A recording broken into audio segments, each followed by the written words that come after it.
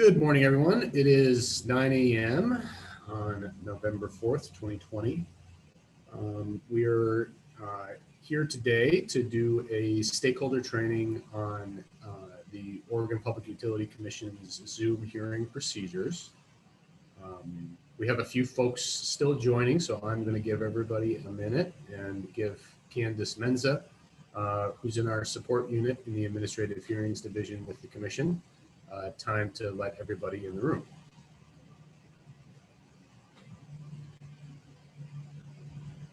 While we're waiting, you can see our agenda for the day. I just have it up there. And just to give you some information about how long we expect to take, I anticipate that this presentation is going to take about an hour.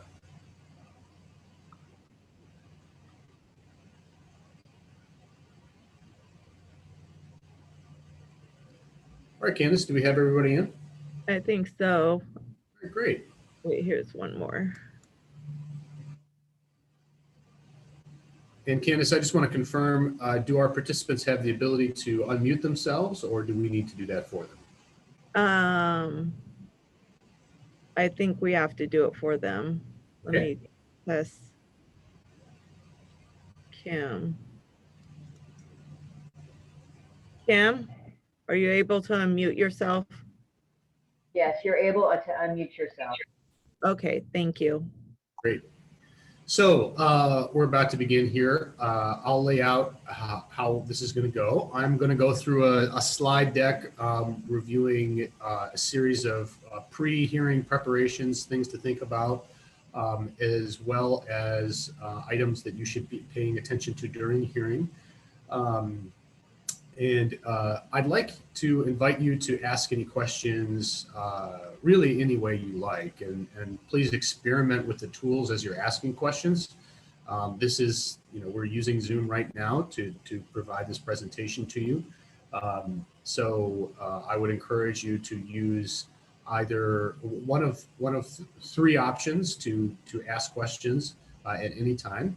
There's a chat feature, which you'll find on your screen. You also have a feature where you can raise your hand. And then finally, you can unmute yourself in order to ask a question. So at any time during the presentation, please use one of those three options, and don't hesitate to try different ones so you get a hang of how to use those key tools. Those are primary tools that you'll be using along with the share screen tool, which I'm using now during a hearing. I'll begin with an introduction. For those of you that don't know me, my name is Nolan Moser. I'm the Chief Administrative Law Judge for the Oregon Public Utilities Commission. I'm responsible for the Administrative Hearings Division at the Commission. That's a group that includes all our administrative law judges. And administrative law judges, for those that don't know, are the folks that manage contested and other case processes for the Commission.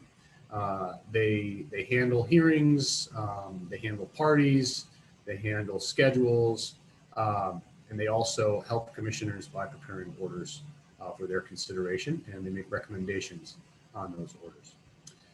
So the ALJs are the ones you interact with the most during a hearing.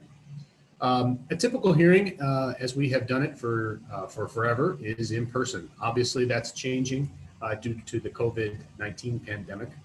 Initially, we did a couple hearings via telephone, but the Commission is moving more and more towards more interactive tools like Zoom to allow participants many of the features of being together in person.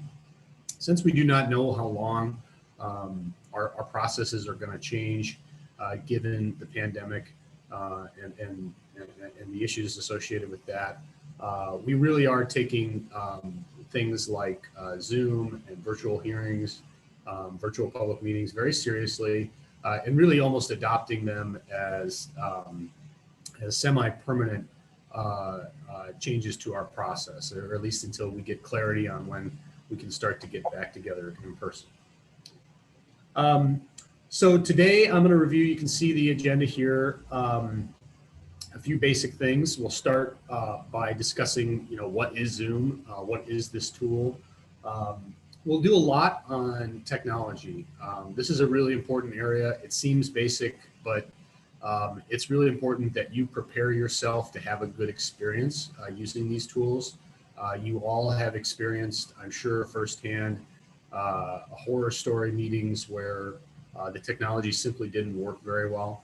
And a lot of that can be attributed to how each of the participant prepares and the connectivity of each participant.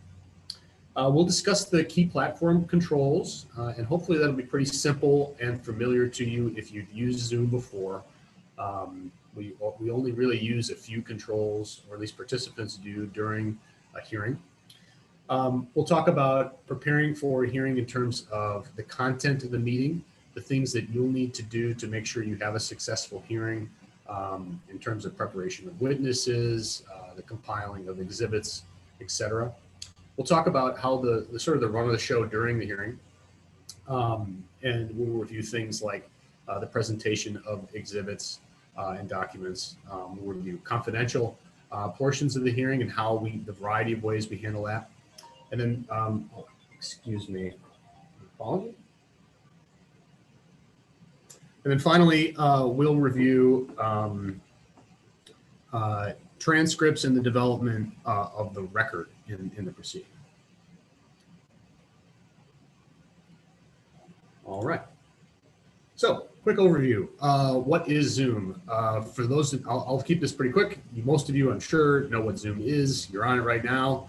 It's a video conferencing platform utilized by the Commission and probably half of the country right now for a wide variety of meetings. We're using it right now for hearings, and right now the Commission is transitioning to Zoom for public meetings as well. It's a cloud-based tool, meaning that it does not require software installation on your computer. However, we do recommend, we'll get into this in a little bit, installation of the client on your computer for preparation of for a hearing. That tends to work a little smoother. As I said, in most cases, we're going to utilize Zoom for our hearings going forward. There will be a few instances where we don't. And of course, security is always an issue with Zoom. We feel confident in our use of the tool right now. But if that ever changes and we feel that we cannot securely conduct meetings via Zoom, we'll change our platform. So I'll spend a bit of time on this issue. This is, I think, particularly important in terms of getting ready, making sure you have the right technology. So how you'll be introduced to our Zoom hearings, hopefully fairly early on in a docket. We have guidance out to our ALJs to provide pretty detailed instructions to participants as early as 1 month before a hearing, and you should receive those instructions and guidance in a memo or series of memos. And the first thing you need to do, and this is very importantly your responsibility, I'll say here, because we just don't have the capacity to troubleshoot technology issues with all of our participants, particularly for a large multi-party hearing process. So it's very important that you take responsibility for making sure that you have the appropriate technology installed and ready. So the first thing is making sure you have Zoom installed on your computer. You don't need to have it installed on your computer, but I do feel, and we've had experience that when using the installed client, the experience is smoother, and that's important for a variety of reasons, not just the participants, but also for the development of the record, which I'll talk about later. I've included some links here, and I'll just remind everybody, this presentation will be available online. We're going to have a page devoted to participation in Zoom hearings with a variety of resources. That's not up yet, but we'll have it up soon, and we will notify you when it is live. So as you can see here, there's a variety of links that you can take advantage of to ensure that you have the client properly installed. One thing you can do, but don't have to do, of course, is include a photo with as part of your profile in Zoom, so that when you're not speaking, we have your name and a photo available to us and to participants. Importantly, it's really key to keep the software up to date. I think for the most part, Zoom automatically updates if you do have the client installed, but you just want to confirm that you have all those updates installed prior to the hearing. So if Zoom is unfamiliar to you, there's a bunch of online training opportunities for you out there. I've included a series of links here that you can take advantage of, along with some more advanced features, which I played around with a little bit personally, but I must admit, technology and software is not my specialty. So I don't have these mastered yet, but others of you may. But essentially, for the key tools you'll be using, mute and unmute, start and stop video. There's some ways to do that a little quicker and easier than locating those buttons on your screen, and I've included some links on that.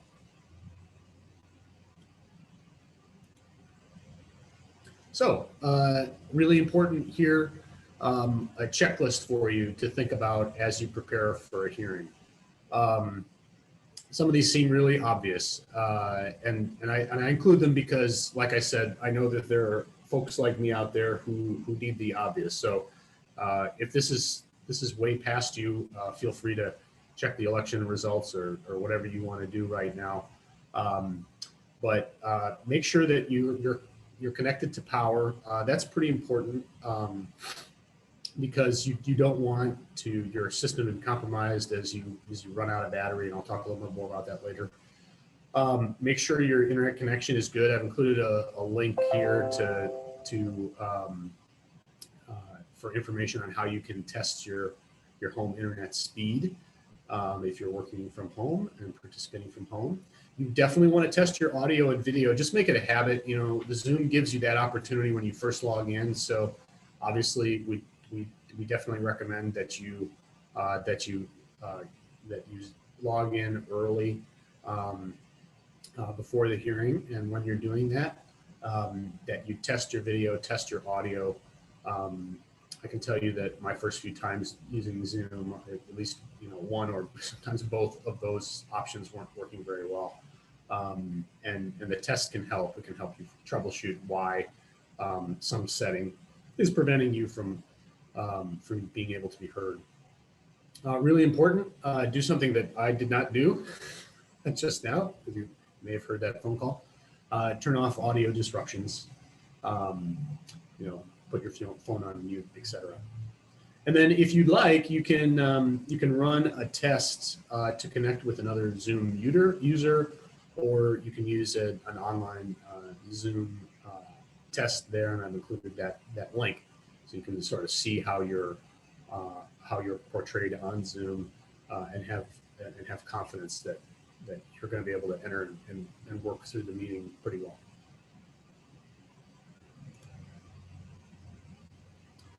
So just some final recommendations, just reiterating a few things. Really focus on muting all sounds from other applications, email notifications, chat messaging, etc. Avoid using a mobile device. I think this is an important one. Really should be at a computer workstation. You'll be better set up that way in general. And the client tends not to work as well on mobile devices and tablets. So, as I said earlier, avoid using battery power. You know, you want to plug into a good source. You want to avoid noisy or echoing locations. And if you really can't avoid that, then use of a headset is really helpful. So that is also something that you need to make sure you test pretty well prior to the meeting. You want to avoid distracting real or virtual backgrounds. I have, in my home office, I have a distracting real background as I work in a basement. You want to avoid those, as well as distracting virtual backgrounds. And Zoom includes a variety of pretty stock virtual backgrounds that you can utilize. You want to make sure that you've got good positioning of your camera so that you can try to make pretty good eye contact even as you're reviewing documents, and folks can see you enunciate throughout the hearing. And then finally, you want to keep your applications pretty limited while you're using Zoom. That'll help improve the speed. And that's important for not just yourself and your personal experience, but for everyone else in the hearing. If you start to fade in or out, you know, obviously folks have a hard time understanding you, and we can have trouble with the record as well. And I'll talk a little bit about that later.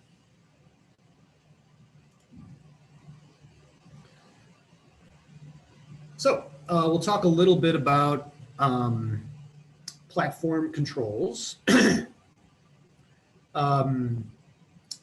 So we can control quite a few things during the hearing, and do. And so during the hearing, you'll have the ALJ there, typically a couple commissioners or not, and then one or two support staffers from the Administrative Hearings Division. Some or all of those folks will have enhanced controls during the meeting. So we can toggle between presenters, and I'll talk a little bit about what that means later. But when you're ready to, for example, conduct cross, you'll be promoted to a presenter, which will allow you more controls, principally the ability to share your screen, which is the biggest thing that you'll have to master. It's not super difficult, but it is very important. And so our team controls that. And so consistent with the schedule that we'll have for a hearing, we'll promote you when it's time to do your cross. We have the ability to mute participants, and we can request that they unmute. We can also make the chat and hand raising features available for the meeting. So these may or may not be available for a typical hearing. It really depends on how the ALJ wants to conduct that hearing, and we'll get into that a little bit later. You know, personally, I will utilize all three, but other folks may want to constrain things a bit and keep things verbal. Your controls are a bit more limited. You really only have just four here. You can mute and unmute. You can turn on your video or turn off your video, and then you can share your screen, and that's the big one. Once you get promoted, and it's time for you to use an exhibit, for example, you'll do what I'm doing now. You'll click on the share screen icon, which is it looks like a little screen. And it'll allow you to pick your monitor, if you have multiple monitors, which one you'd like to share. And then what folks will see is exactly what you're seeing right now. They'll see you with your camera turned on. They'll see the screen you're sharing, and they'll see the witness you're crossing.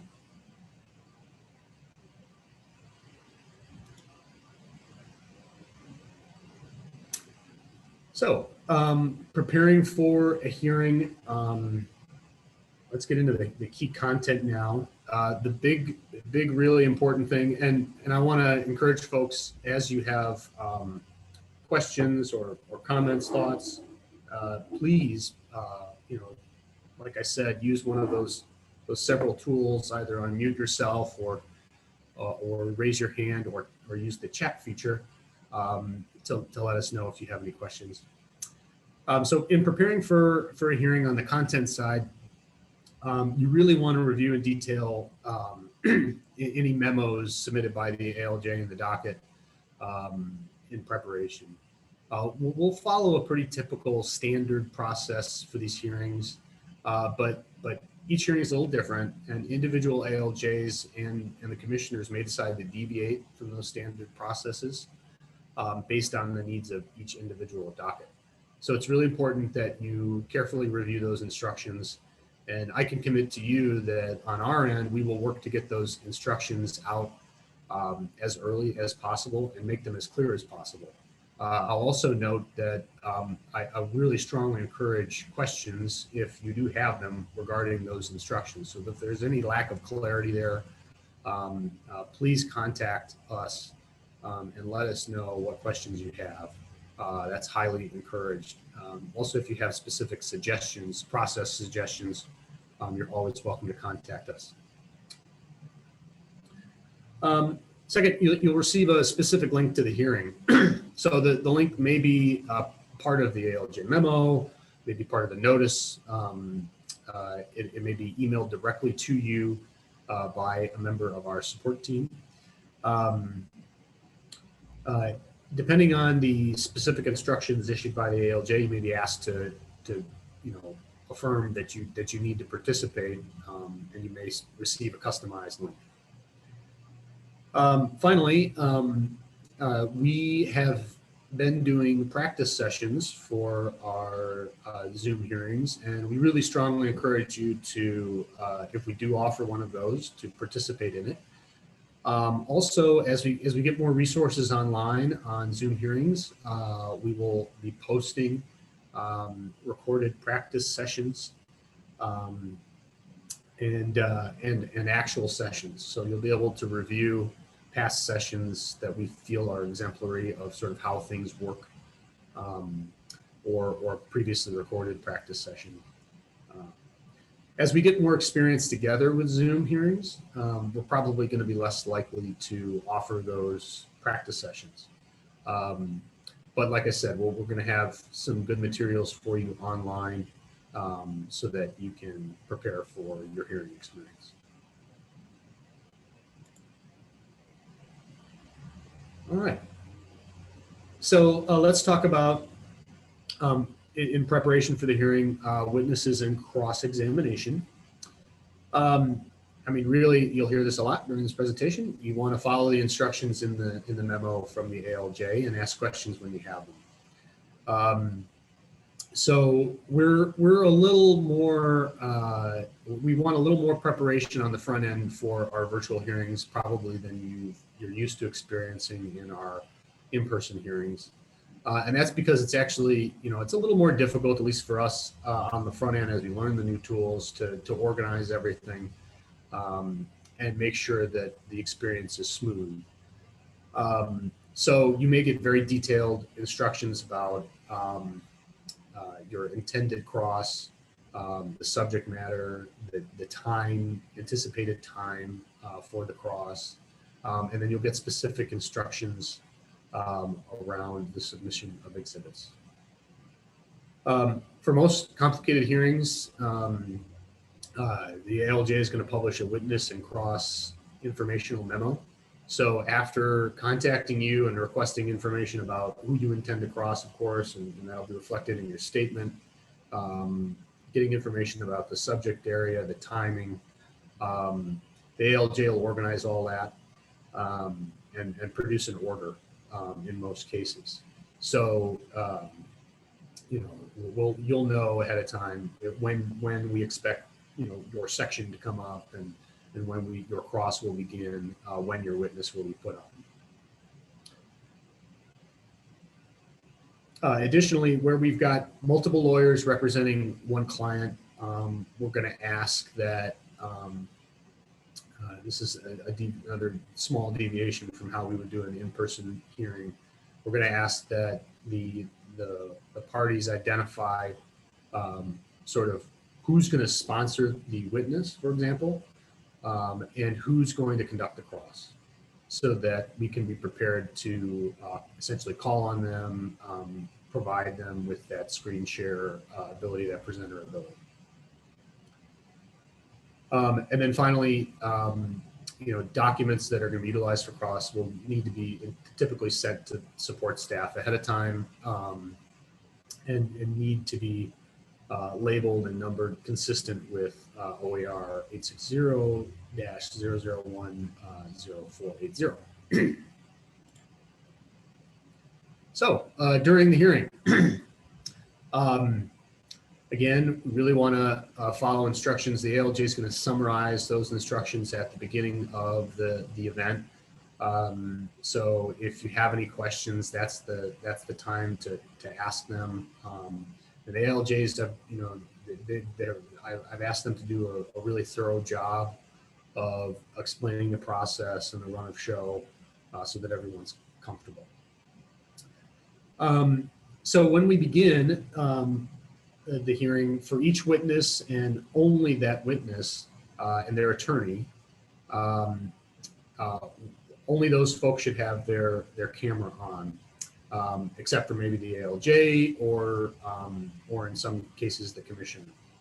And essentially this is to make sure that the key players in that moment can see each other better and understand each other better. We don't need the big Brady Bunch setup when we've started cross-examination. We need the crossing attorney, we need the witnesses sponsoring attorney, and then we need the witness, and perhaps the ALJ or petitioner. When we start that cross, you'll be promoted. So I talked a little bit about this earlier. So at that stage, your controls will change, and we'll confirm with you that this has taken place successfully when we call you up to conduct that cross and be part of that part of the hearing. So you'll have the ability to essentially the big change is you'll have the ability to share your screen. So you'll have the ability to click that icon. If you have more than one monitor, pick your monitor, and then your screen should be shared effectively with the other participants. I think something really important throughout this hearing, much like a telephone hearing, and to a lesser extent an in-person hearing, it's really important that you remember to essentially announce your actions and clearly state what you're doing and what you need to do. So the key example here, if you do need to confer during the hearing, during cross, you need to clearly indicate that. And we do not want anybody communicating via anything other than, we do not want people communicating and conferring without acknowledging to us that needs to take place. So essentially, you shouldn't be texting, emailing, chatting, or using any other medium during that cross-examination without first providing that notice. So that's really important, because that's easy to forget. We're so used to having, I'm sure many of you have it up right now, some internal chat feature going at all times in this new world, and you just can't do that without notifying the ALJ that needs to happen during the hearing. And then, of course, we're going to call witnesses typical or consistent with the pre-hearing memo and witness order that has been sent out ahead of time.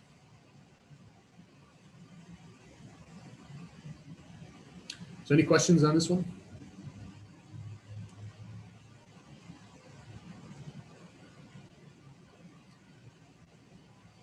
Like I said, the things that you need to master are pretty simple.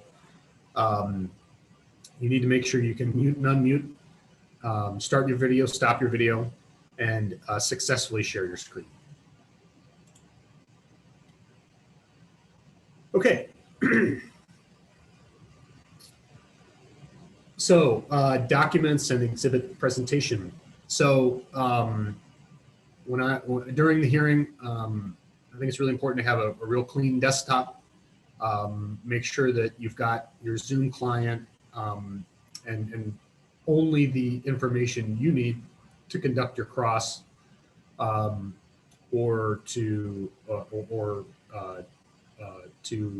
work with your witness. So I would have them loaded, make sure they're the proper documents, make sure they're in order.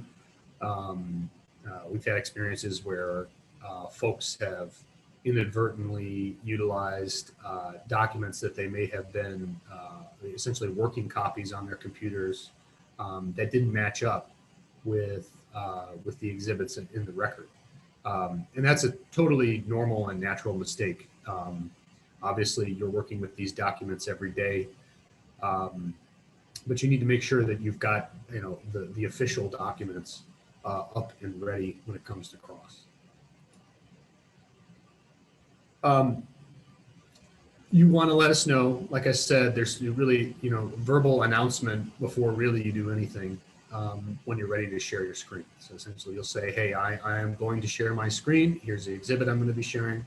And you'll do so clearly and carefully so that that can be captured in the record. When you're done sharing that exhibit and going through it, we request that you return to your video view, just so we don't have that big exhibit staring everyone in the face that may no longer be applicable.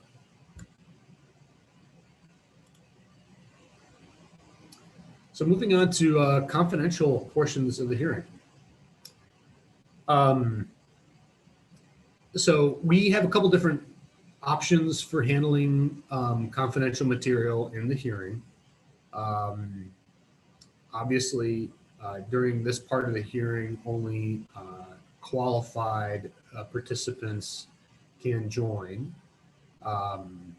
If you sign the protective order, the appropriate protective order, sometimes there's multiple protective orders that we'd be dealing with, and maybe even multiple levels of confidential portions of the hearing. And we'll use a couple different tools here. It really depends on the nature of the material that we're going over, the timing. So you may be given a separate Zoom link that will essentially end one Zoom meeting and move to another. There may be a breakout room, although we haven't used that feature yet. That's something that in theory we could do. And then we may do that confidential portion through teleconference. That's another option. One thing that we will almost always do when we go into a confidential session is take a formal break. And in part, we do that so that we can stop the recording to make sure that the file size is not too large.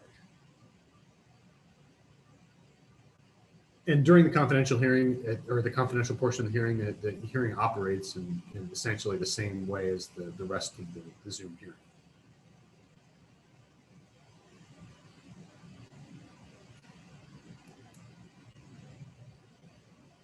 So moving on to transcripts and the record. In most cases, we're going to be working with a court reporter. So we've had some issues recently with some court reporters canceling on us. And we're expanding our pool there and working with some more court reporters, including some that have more direct experience doing Zoom hearings. I think they're a bit harder for the court reporters. You've got, and the biggest issue is the technology issues that we run into. Folks can be hard to hear. People can go in and out. So everything that I talked about earlier about making sure that you're fully prepared for the hearing from a technology standpoint, that your connections are good, that your audio quality is good, that your video quality is good, is really important for the record. And we can and have had portions of the record which are essentially inaudible because of these technology issues. So it's something we really want to try to avoid whenever possible. And it's really a collective effort that we all need to make to ensure that we've got, the best connection we can get. Certainly you can't control your home internet speed, but excuse me, there's somebody's drilling in this building. You can't control your home internet speed, but you can control sort of the applications you have open, the location of your where you're participating in the hearing, things like that to improve your audio quality.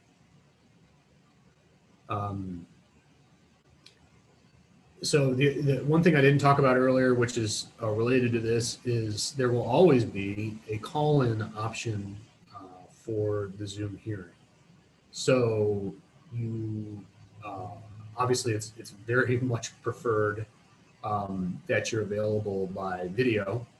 But even where you are available by video, you can utilize your phone to participate in the audio portion of the meeting via a call-in number that is sent to you.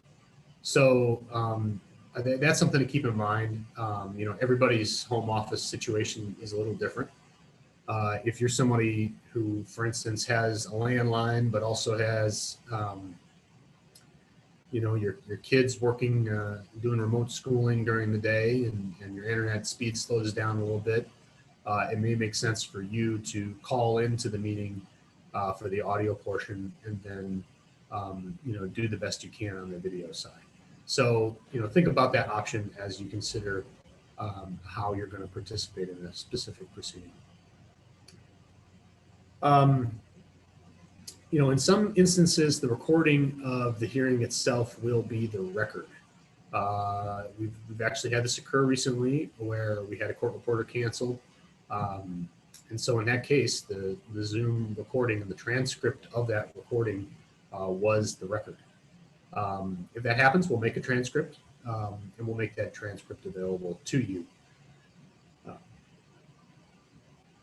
One thing that's, I think, important here to emphasize as well is that any recording that you might make of the hearing is not an official record. So we will keep and produce and make available to you the video and audio recording of the Zoom hearing. And that or the product of the court reporter will be the official record. But in no circumstance will any recording that you make be part of the record. And that's just sort of common sense. We have to have one official record and we have to keep it, and we can't sort of have competing versions out there. So we can finish up and then take some questions. Really, in conclusion, the Zoom hearing is not that much different than a typical hearing. I think you're probably announcing what you're doing. You're announcing yourself and your actions and your intentions more clearly, a little slower, and in a way you probably wouldn't during a typical hearing. But if you follow these recommendations, if you ensure your technology is ready and capable, if you practice, if that's an opportunity for you, even if you just practice via the sort of online Zoom tests that are available, and if you carefully review any pre-hearing memos and instructions from the ALJ, I think that's really key, because there will be some individual hearing and docket differences from docket to docket. You want to make sure your exhibits are properly submitted and labeled. If you do all that, you're going to have a successful experience. So at this stage, I'm happy to answer some questions, and I believe, we've got someone in the chat feature. And from Jordan, are there any special procedures for objecting during cross-examination where you just unmute yourself and speak up? That's a great question. So it'll be It'll depend, but almost certainly it would occur exactly like you suggested, Jordan. So in a typical case, your witness is on, they're being crossed. You have an objection associated with the question. You're going to be on video, and your audio will be unmuted, and you'll be ready to move forward and object. So the way it'll work is there'll really be, think about it this way, there'll really be three people and everyone else will be in the audience. There'll be the ALJ, and they'll be unmuted and on video. There'll be the witness, and then there'll be the two attorneys, four people, sorry. And so you speak up, you state your objection, and then the ALJ will deal with it. That's a good question. And the ALJ may, depending on the hearing, ask you to use or make available to you the chat feature or the raise hand feature. I think typically that's probably not going to be the case. Typically, you'll be unmuting yourself to, if, for example, if you're not participating in that portion of the cross, to ask a question or get clarification from the ALJ. And so that'll typically be the way you interact with folks. So thank you for that question.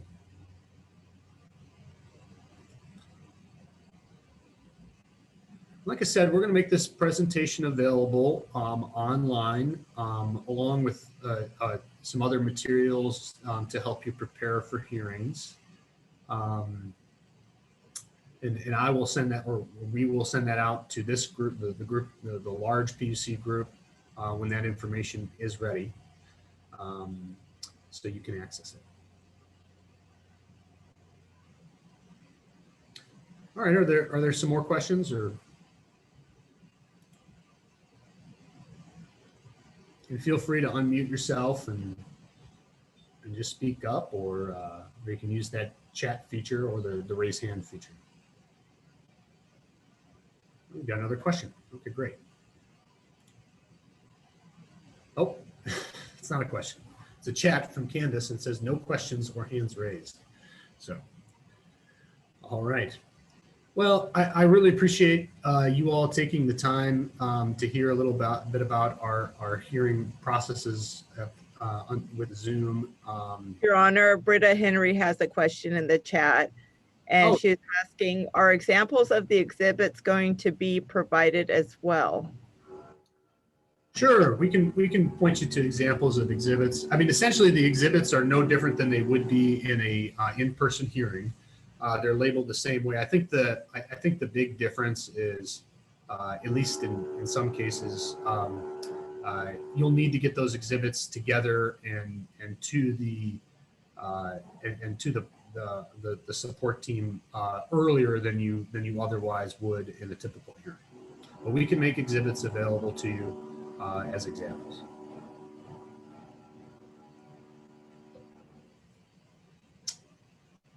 Marie Barlow is asking, I can't find where the hand raise function is. Marie, Great question. I'll ask you to unmute yourself if you have a question. Hold on. Let me find her on the list. Okay. Unmute myself. Hey, Oh, yeah. Can you hear me? Great. Yes, Yes. we can. Yeah. I just don't know where that function is. That is my question. Oh, okay. I thought you had, did you have another question? No, that's it. So Candace, you showed me. Candace, can you help describe where that is? The raise your hand function is, hold on. It is on the three dots on the participant list. If you see where it says more, there is a thumbs up, a thumbs down, and a hand, and then there's a like the need a break and the away feature. You see Yeah. it? If you just hover over it, you'll see them pop up. Yes. And so if you need a break, you click that coffee icon, I guess. So.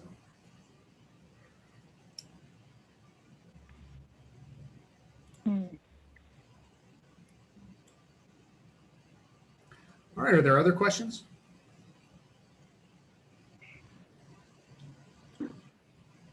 Sean Bonfield is, oh, okay. He was answering, never mind. He was answering Marie's question. He said the raise your hand button is on the bottom of the participant list.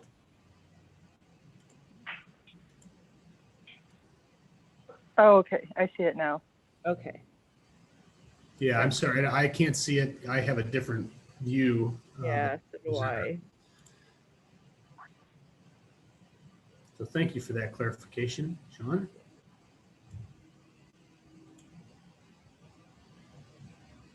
Okay.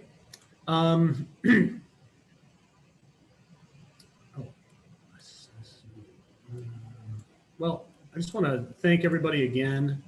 I'll make one final recommendation, and that's that you make sure you dress appropriately for the hearing. So here's an example of a perfectly appropriate method of dress. You're welcome to wear whatever you want below the waist, but you want to treat it like a hearing, at least where we can see you. Okay, well, thanks everybody. I really appreciate the time. Like I said, we will have this recording posted online along with some other resources for you. And I think don't forget to feel free to reach out to any of us in the Administrative Hearings Division if you have any questions about our processes and about Zoom hearings. Things are changing and we're all adjusting together, and we really do want to be a resource for you. That's very important to us. So, please don't hesitate to reach out to us. Thank you very much. Have a great afternoon.